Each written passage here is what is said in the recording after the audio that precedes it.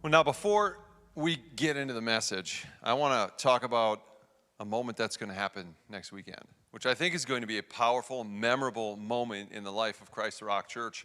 We're going to invite Compassion International to join us here next Sunday. And if you don't know Compassion, that's who we planted this church with, the ones we built this church with down in Colombia. And this fall, we've been praying these dangerous prayers. We've been praying them out to God. Next week, you might be the answer to someone else's prayer.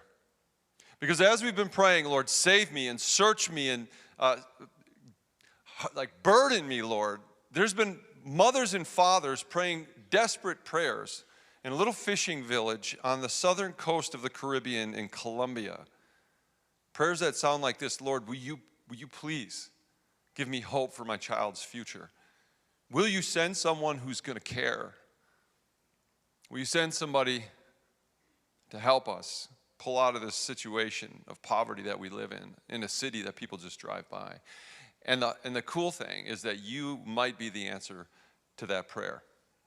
So next week, you're going to hear an update about this church that we planted. And you're going to hear that it's more than just a church. It's a child development center that Compassion uses to build these kids up. It's also a place where clean water is going to flow into the city because of your incredible generosity as a church. And then you're going to hear from somebody whose life was radically changed by the gospel of Jesus Christ because they were a Compassion child.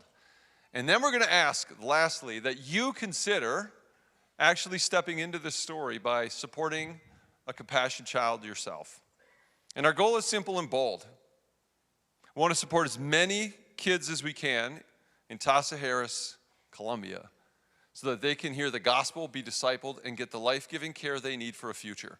God is going to use people inside of this church to make a difference for this little community down in Colombia, and I can't wait for them to come. So I want to ask, as we get ready for that week, that you be praying, is there room in my heart for one more child? Is there room in our family to care for another child far away? Because I really believe that your answer to that prayer is going to be the beginning of someone else's future. And I don't want any of you to miss next week, because